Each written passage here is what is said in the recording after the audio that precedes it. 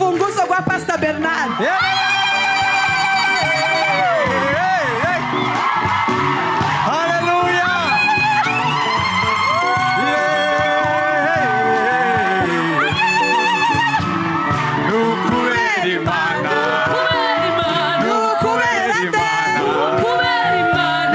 Imana yadushoboje gusoza imodoka 3 z'abapasiteri 3. Haleluya.